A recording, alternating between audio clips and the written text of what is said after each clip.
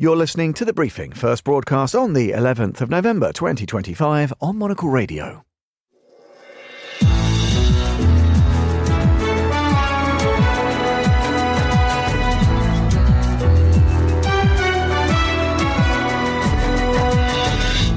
Hello and welcome to The Briefing, broadcasting to you live from Studio 1 here at Midori House in London. I'm Tom Edwards. Coming up on today's programme, Donald Trump has issued symbolic pardons to a number of his close allies who aided his efforts to dispute the 2020 presidential election. A bid to rewrite history or something still more sinister ahead of 2028. We'll be in DC for the latest. Then we'll head to Bangkok to hear from our bureau chief, James Chambers. What have you got for us, James? I'll be coming on a little later in the show to chat about the Thailand-Cambodia peace deal and why the government here in Bangkok has decided to press pause. More from James on the way later. Also ahead today, will Ireland's new President Catherine Connolly build on the foundations laid by her predecessor to make this role less ceremonial and more hard-hitting, particularly when it comes to the Republic's role on the global stage? We'll be finding out. And we'll talk about putting one's best foot forward with the founder of storied sneaker brand Reebok. This is something different. This is something that hasn't been done before. All that and more ahead here on The Briefing with me, Tom Edwards.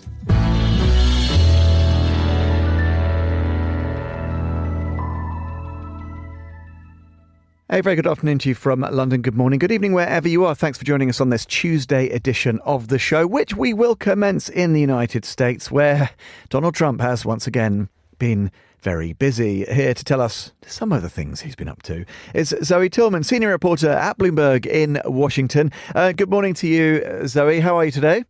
Good morning. Happy to be here. Listen, we'll talk a little bit about the pardons in just a moment, which I mentioned at the top. But let's start with the shutdown, of course. Where is progress? Chris Chermak was telling us about that yesterday on this show. What do we know? How is the process of kind of gradually drawing that shutdown to a close going where you are? It sounds like after these weeks, this historic shutdown, I believe the longest that we've had in modern history, it seems like the Senate is moving close to a deal, that there are Democrats who have split off and agreed to reach a spending measure that's moving through now. I think sort of bigger picture is the ramifications of this feel longer term, that every part of government here has felt the pain of this, has felt impact from this. I think it's been sort of an extraordinary moment in a year that has been full of extraordinary, unusual, novel moments during this second term of Donald Trump. So, whether this creates some other ripple effects in the courts, which is where I'm focused, across the executive branch, I think we'll be feeling the, political effects of this far beyond the deal that's reached, if that, ends up going through this week and the government reopens.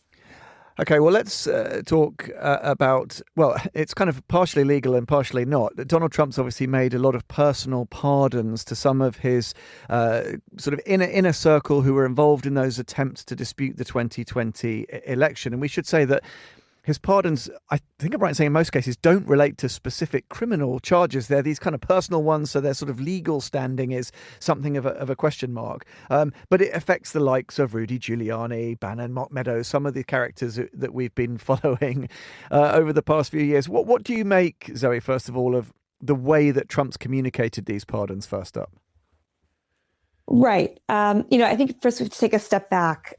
5 years, which in DC years now is 20 years, back to the 2020 election. And the genesis of all of this was the fact that, President Joe Biden won at the time, then, outgoing President Donald Trump, made a lot of effort to undo his losses in several battleground states. And that involved a number of different efforts. And part of it was there were pro-Trump electors in these states who were, ready to sign certifications that he had won if he had won those states.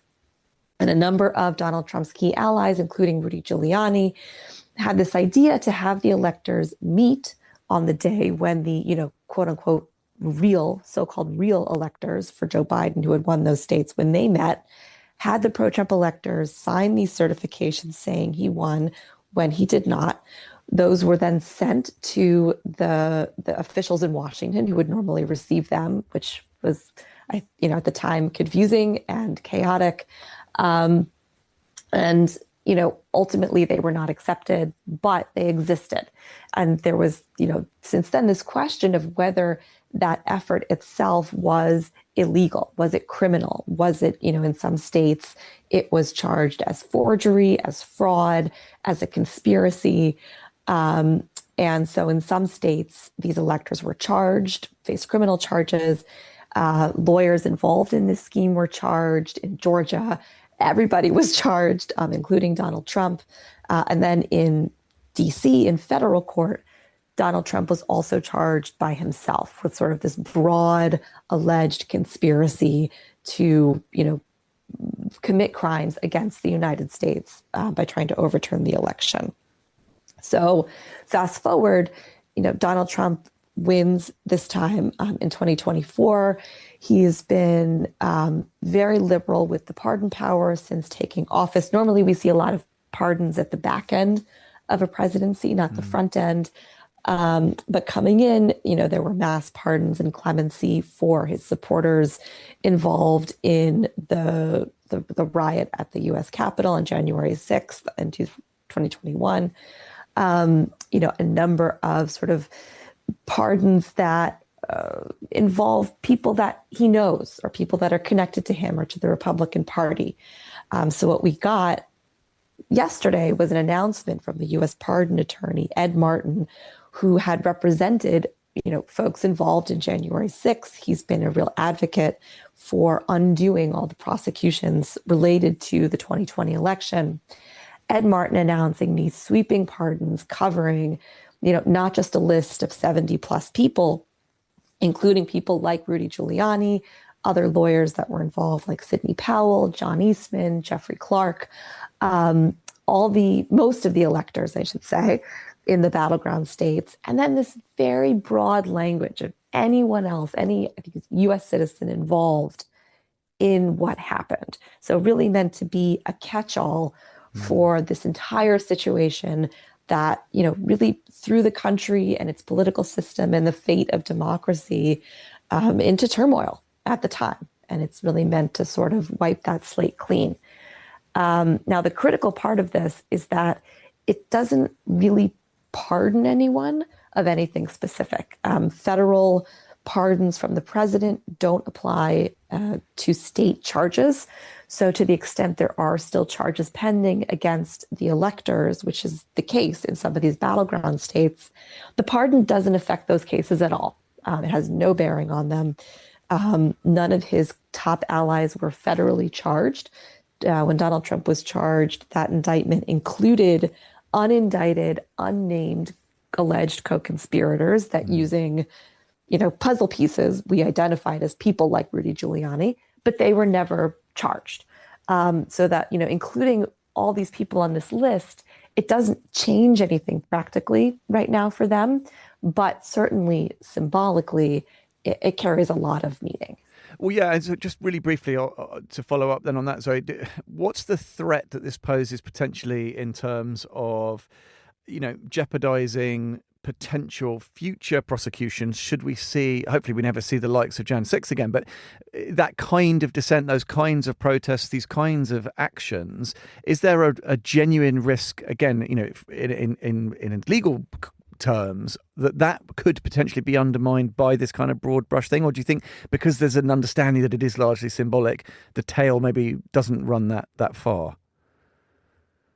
On that score, I think this pardon is in a very different category than the clemency we saw for the January 6th defendants and participants. And when in our reporting at the time, talking former federal prosecutors, including some who worked on these cases, there was a lot of concern about that clemency, not just the message it sent to the people who came to Washington that day.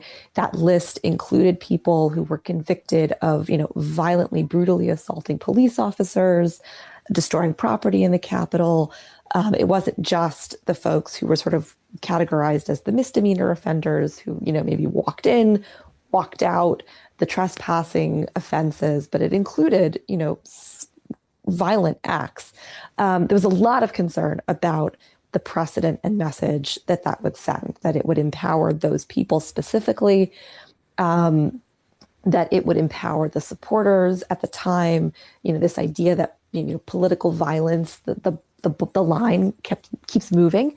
And then concern that this now creates a tit for tat, that God forbid there's another situation like that. There's another, act of whatever you want to describe it as, but, a pretty extraordinary moment. And regardless of the party of the president they're supporting now, what if the precedent is to just pardon everybody, regardless of the crimes they commit, that they might be convicted by a jury of their peers of committing? What is the message and precedent of that? I think the pardons yesterday, or that were announced yesterday, it's a different vein. But there is still a lot of concern from legal commentators, from, folks who are very concerned, especially about how this president is using his immense power as president to reward political support. What the message is there. But I think, we certainly saw a lot of concern about the January 6th pardons, given just the extent of sort of violent activity that was granted clemency. But I imagine there is also concern about this. And I think, it's important to note the message from the White House and from supporters of these folks, which is, they feel that they were politically targeted to begin with. That, the idea that the electors were charged for expressing political support, that itself was bad too. I think there is just a lot of bad blood coming out of 2020 that is clearly 5 years, almost 6 years on, very much not resolved in this country. Yeah, for sure. Well, it was one to watch closely. And I did want to ask you, Zoe, just briefly about these changes at the BBC. This is huge news this side of the pond, but obviously I think it's had ripples globally. Senior leadership of the organisation have gone. Questions about probity and their judgment over various journalistic matters, but in particular this documentary, of course, which dealt with Trump. And I guess the question that I have for you really is, do we now need to think, or should global media outlets be thinking about their responses to lobbying, in effect, from Trump and from his supporters? From the outside, it looks like lots of US news organizations are either cave to the demands or are influenced by his threats, be they explicit or implicit. Is this the first potentially of several examples that we might imagine seeing where global outlets are also subject to the same kinds of pressures from the Trump White House? What we know is that Donald Trump personally, not as president, not bringing the power of the Justice Department in this type of situation to bear, but Donald Trump personally, well before he was president, has a very, very long record of litigation, of threats of legal action, of sort of seeing the law as a tool to address, what he sees as problems in his world, and has become litigious when it comes to media coverage that he feels is unfair. And, back when he was president the first time, before he became president at all, in the interim period, and now since he's become president again, that pattern has really not changed. I think what's different now certainly is that obviously he is president again. And so the consequences of being on his bad side have changed. And so this year, we've seen media outlets in the US that were sued by him in his individual capacity, but that they've settled. And that those settlements have been in the millions of dollars. They've involved, donations to his future presidential library, these realms where he is legally still allowed to sort of take large sums of money like that and direct them to something sort of quasi-official. There are news outlets who have fought back. We're seeing the Wall Street Journal, for instance, fighting vigorously so far to defend its coverage of, this so-called, I think, the birthday book involving Jeffrey Epstein, and whether there was this page signed by a Donald Trump, how the Journal covered that. They're fighting his lawsuit over that. The New York Times has fought back when they've been sued. So, there is this back and forth now that has become sort of a steady stream of action in the US, and different media outlets have taken very different approaches to this. But I think at this point, everyone is aware of the possibility, and that when he threatens to sue, often he follows through. Not always, but, enough times to say it's a real threat when it happens. Yeah, fascinating stuff. Zoe, look, great to hear from you. Thanks for making time bright and early on your Tuesday morning. That was Zoe Tillman from Bloomberg joining us here on the programme. Lots going on around the world. Let's cross to the other studio and hear from Vincent McAviney, who's standing by with the day's other news headlines. Thanks, Tom. At least 12 people have been killed in a suicide bombing outside of a court building in the Pakistani capital, Islamabad. Pakistan's interior minister said the bomber had tried to enter the court building before detonating the bomb outside. A motive for the bombing was not immediately clear. Iraq is heading to the polls today in a parliamentary election. The country's Prime Minister Mohammed Shia al-Sudani is seeking a second term in office. But dissatisfaction is high in the country, and turnout is expected to dip below a record low of 41% in 2021. The populist Shiite cleric Muqtada al-Sadr is boycotting the vote. And Sony has raised its profit forecast for the year by 8%, thanks in large part to the tremendous success of its Demon Slayer movie that has propped up its entertainment business. Demon Slayer has become the highest-grossing anime film and the biggest Japanese film of all time. Those are today's headlines. Back to you, Tom. Thank you very much indeed, Vincent. More news coming your way at the top of the next hour, 1300 here in London, 12:18 exactly, and it is to Ireland we look now, and potentially another president with an agenda. This time, though, it's left-wing independent Catherine Connolly. I'm delighted to say we're joined on the line now by Richard Chambers, correspondent at Virgin Media News Ireland. Good afternoon, Richard. How are you today? Good, Tom. Yeah, a little bit of history once again here in Dublin on a typically gloomy day for it. So yeah, we're not blessed with good weather for our austere or our beautiful moments in history. So we're keeping with tradition here. Exactly. It's the same across all of these our neighbour islands. Leaden skies here in London too. Richard, listen, this is really interesting, isn't it? I think one thing that's interesting is that probably our listeners globally know that this was, largely a kind of ceremonial office, but there's been this bit of a change under Michael D. Higgins, a long record of, gradually kind of moving the needle on that and actually getting a bit more of a soapbox, having a bit more latitude to actually move the needle and maybe shape the discourse a little bit. Is it too early? Well, it is too early. She's only just taken the job. But what do we think Catherine Connolly will do in terms of trying to, build on those changes maybe that happened a little bit under Michael D. Higgins?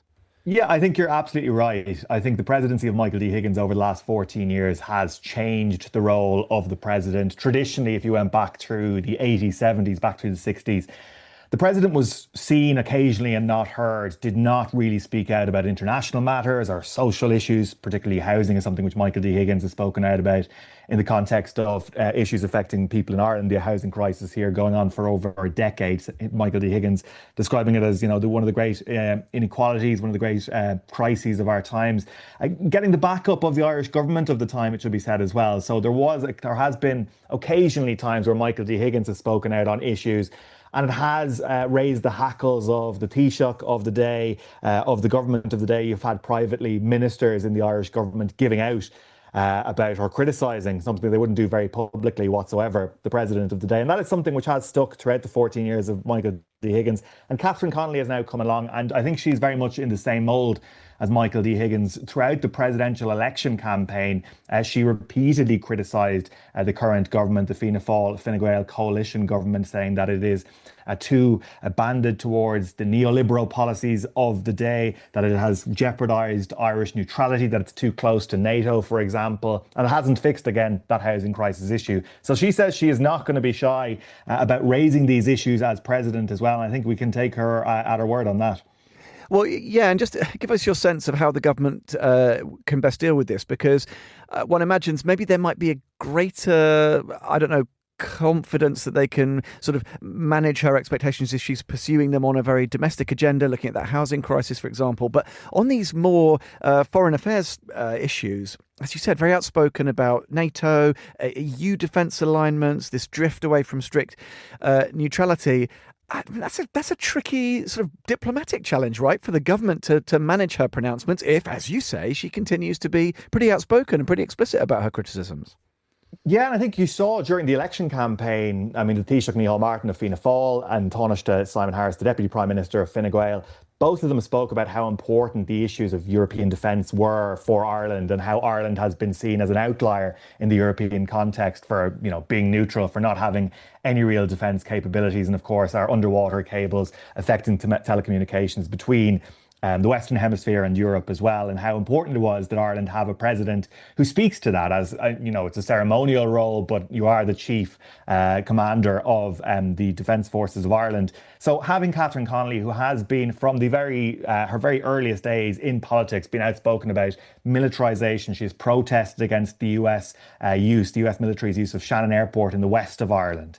It is going to be very, very interesting how that dynamic plays out. She is very much in keeping with the line of presidents we've had. We have traditionally in Ireland had more left-leaning presidents since Mary Robinson was elected at the start of the 1990s, and that has been almost a counterweight to centre-right governments that we have had over that time period. So it won't be something they haven't handled before, in having difficult pronouncements from Áras an Uachtaráin, the president's official residence, and contrasting with the policies of the day. But it is something I think that the government is silently a little bit worried about. Over the last number of months since the general election here, the government has become increasingly unpopular as people have seen, slow progress on the housing issue and haven't been entirely happy with how the government has handled issues like Gaza, for example. People in Ireland very, very Palestinian-minded in terms of sympathies. So they haven't been too entirely happy with how far the government has gone on that issue. So I think that there will be more conflicts, I suppose, as time goes on over the next 7 years of this term. Yeah, and just finally, and briefly, Richard, it's interesting, we sort of read a lot, we hear a lot, and we hear from many of these public figures who we say, look, they're a consequence of the public's dissatisfaction with, either traditional two-party model or the current alignment of contemporary politics. We had it a lot with Jeremy Corbyn. I mean, some people have even sort of compared Corbyn a little, I think maybe somewhat lazily, but compared Connolly to Corbyn a little bit. But, she won handily, right, in that election. It was a reasonable turnout. It was up on 2018, I think somewhat over 60%. Is she another of these figures, from the left, generally speaking, who are emblematic of a broader societal dissatisfaction with kind of the options that they have at the ballot box? Yeah, I think that's fair to say, Tom. I think a lot of people here have been drawing the comparison with Zoran Mamdani in New York. Even if you look at the typography used in the literature and the posters used by Zoran and by Catherine Connolly, very traditional, very authentic, speaks about the same issues. The authenticity thing is what really was a huge factor for Catherine Connolly, speaking about, bread and butter issues for Irish people, again, while running for an office which will not affect them, was something that was massively appealing. I think the most interesting thing for outside observers to look at Catherine Connolly and how that election played out, because again, hugely, she garnered more first preference votes than anyone else in the history of the Irish state, is how the left parties in Ireland, led by Sinn Féin, catapulted her to win that election by such a large margin. It was the first time we've ever seen broad left alignment, parties working together. And if you speak to people like Mary Lou McDonald, the leader of Sinn Féin, the Labour leaders, the Social Democrats leaders, the Green leaders, all of them spoke about how much they enjoyed working together on this campaign. So now is a confidence and there's a bit of a wind at the backs of the left parties in this country that now we have a credible alternative to Fianna Fáil and Fine Gael, who have led the state since its inception, that you have now potential a realignment of Irish politics on left and right lines, something we haven't really had before. And there is a confidence now behind Sinn Féin, behind the left parties, that Catherine Connolly is the start of a broader movement, which could eventually see them historically take power at the next general election. Super interesting stuff. Richard, that's great. Thanks so much for taking time to chat to us this Tuesday. That was our friend Richard Chambers joining us here on The Briefing on Monocle Radio.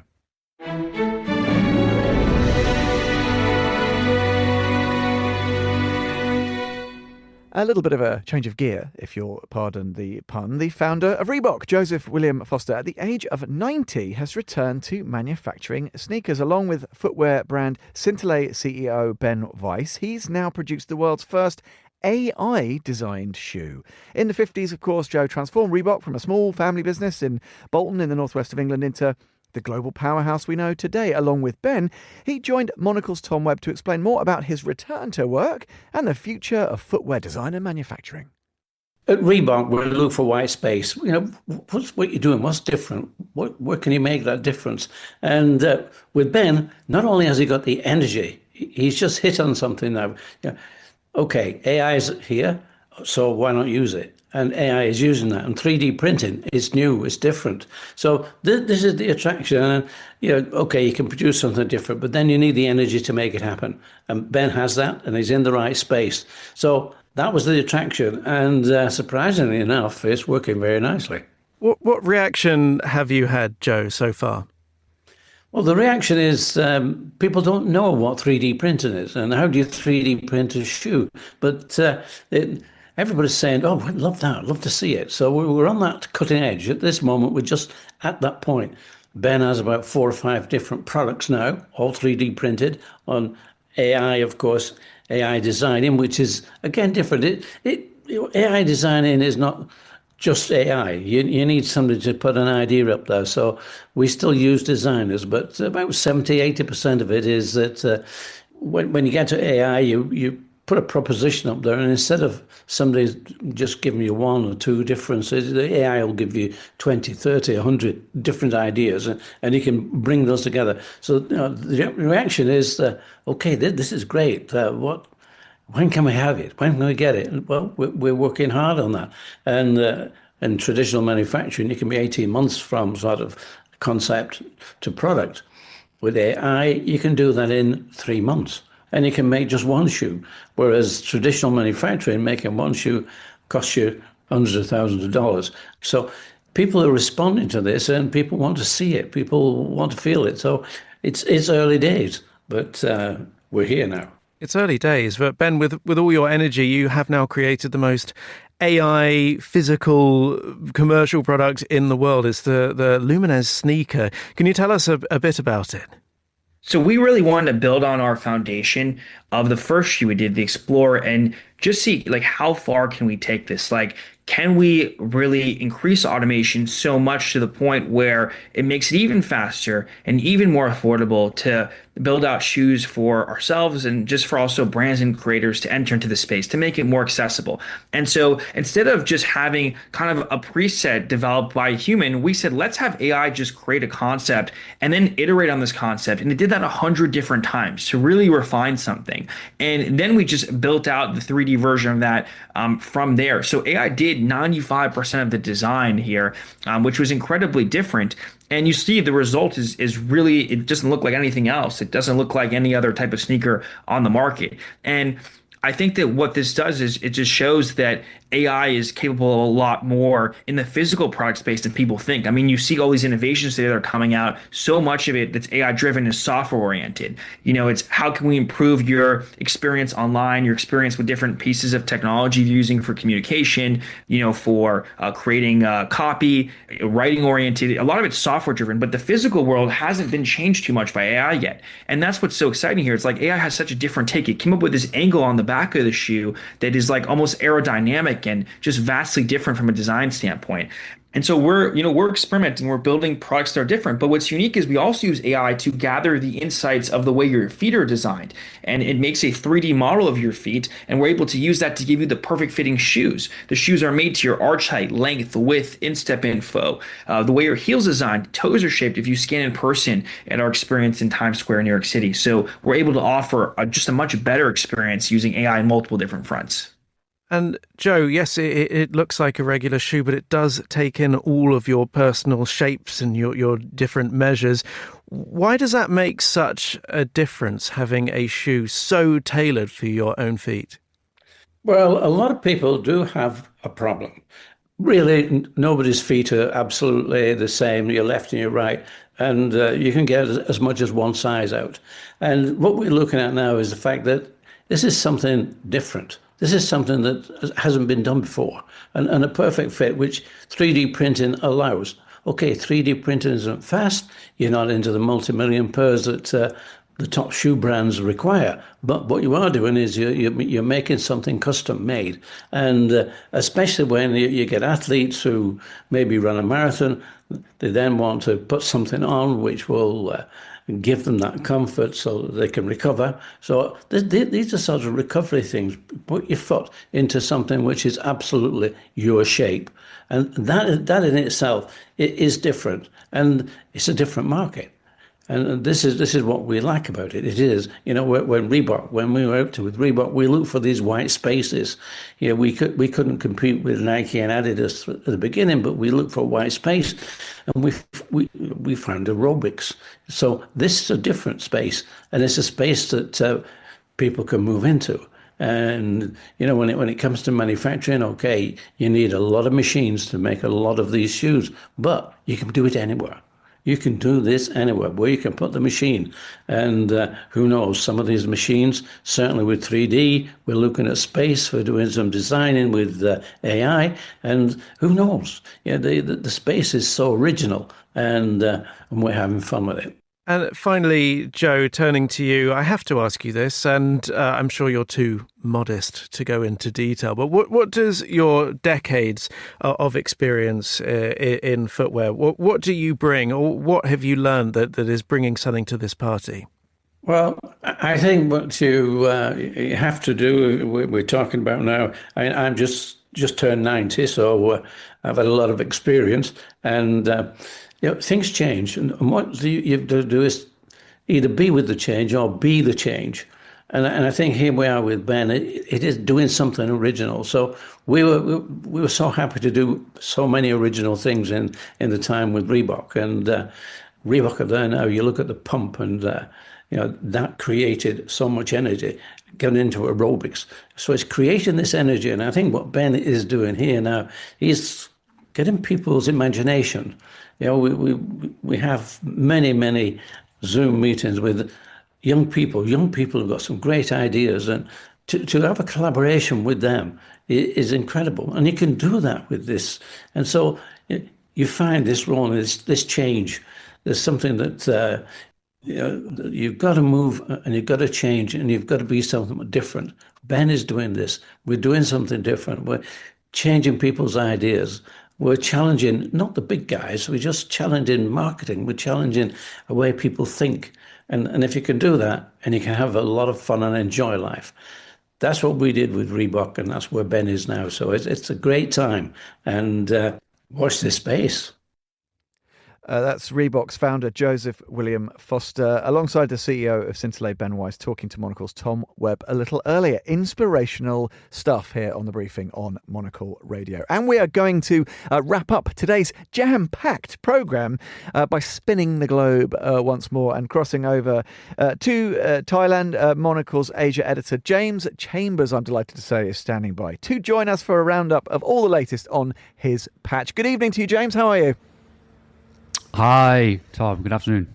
Listen, lots to go on. You trailed ahead at the top of the programme to this Thailand-Cambodia peace deal. It's a story, obviously, we've been tracking in recent weeks. It's not, I don't know, not great news, I guess it's safe to say. James, bring us up to speed on the latest.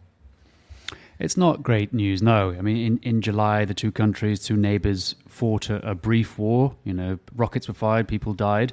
But a few days later, they agreed a ceasefire, and then, quite infamously, a couple of weeks ago in Kuala Lumpur, Trump was there to preside over a kind of a signing of this enhanced ceasefire, which he was calling a peace plan. Anyway, fast forward 2 weeks, and there was news yesterday that a few more Thai soldiers had unfortunately stepped on some landmines on the border, and one has lost his leg. And that has caused the government here in Bangkok to press pause on this peace plan. And the Thai army has cut contact with its counterparts in Cambodia. So that's not a very good progress for this peace plan. Before this, it was being implemented. The two sides were removing heavy artillery and tanks from the border. But that has now been stopped, and the Thais aren't going to proceed with releasing the Cambodian soldiers that they still have. So yes, a bit of a setback. A setback indeed, James. And I guess we don't know whether, was this one of those, how many wars did Trump claim to have stopped? I think it was 8 or 9, was it? Seven or 8 maybe. We don't know. I guess we'll have to wait and see whether this one was one of those. We don't know that. Or did he talk about that while he was there? I can't remember. I mean, he did have a part to play in this. He was the one who kind of got the two sides to talk, but he didn't ever get anywhere close to an actual peace. I mean, this was a ceasefire. And the thing about this latest incident on Monday is that the Thais are saying these are fresh landmines. I mean, they say that the area where these went off in Thailand is a path that Thai soldiers have been routinely patrolling. It's something they cleared recently. It's something they put barbed wire around. And then all of a sudden that barbed wire is being cut and soldiers are losing their limbs. The Cambodians have denied that these are fresh landmines. They're saying they're kind of ordnance that goes back to wars fought many decades ago. But it does, there's a lot of questions being asked. But from the pictures, it does suggest that these could be, freshly laid, which would be very confusing. It would raise all manner of questions about what is going on in Cambodia. Listen, we'll have to keep a weather eye on that one, James, indeed, won't we? Let's talk a bit about the royal family. I gather, I think in the next 48 hours, we're expecting to see the king on a visit to China. Tell us about this. Yes, it's a big trip for Thailand. I mean, the King of Thailand is about to embark on a state visit to China on Thursday, which it's obviously the big player in this region. It's a huge player for Thailand in terms of trade and the economy, and it's the first official state visit by a Thai monarch to China since diplomatic relations were agreed 50 years ago, and so it's a big deal, and it comes at a very important time for Thailand because China is very important, and Thailand does rely on a lot of visitors coming from China. So good relations between the two, is good news for the economy here. And James, very briefly, listen, this would never affect you. You're a very sensible, abstemious fellow, of course. Tell us about new alcohol laws. Am I right in thinking this is targeting post-midnight drinking? Well, but not even that. I mean, it's afternoon drinking. Thailand is a funny place. I mean, if I'd said to you drinking in Thailand, you would think it's this kind of, freedom-loving place where you can crack open a can at any time of the day, buy it at any time of the day. But actually, as many visitors will know, it can be quite tricky to buy alcohol here. I mean, on Buddhist holidays, you just can't. But every day, there's a kind of ban in the afternoon between 2 and 5 p.m. where you can't buy alcohol in shops and supermarkets. And everyone here was expecting these laws to be slowly liberalized. I mean, that's the kind of news that was coming from consecutive governments. But then suddenly this regulation drops over the weekend to suggest that not only are they not going to be repealing this afternoon ban, they're also going to be bringing in fines for people who are caught drinking in between those hours. So you could have this scenario where you're a poor tourist sitting in a restaurant in Bangkok, you order a drink at 5 to 2 in the afternoon, sit there sipping your beer, and then suddenly you get slapped with a $300 fine if you take too long to drink in it, and it's like 2:15 and you're finishing up your beer. So as you can imagine, news of this has gone right around Asia. I mean, I got this news from my football team in Hong Kong, who often come here on visits, and they were obviously horrified by this. And so that's not the right message for the Thai government to be sending out. And I do think they'll have to think afresh and probably have to look at this again. Indeed. James, excellent stuff. Light and shade, as always, on your patch. Thanks for being with us on this Tuesday edition of The Briefing. That was our James Chambers on the line from Bangkok. And that is all we have time for on today's edition of the show, which was produced by Vincent McAviney, researched by Joanna Moser, and output by Lily Austin. My thanks to them, one and all. We'll be back at the same time tomorrow. Do join us for that. I'm Tom Edwards. Thanks for listening. Goodbye.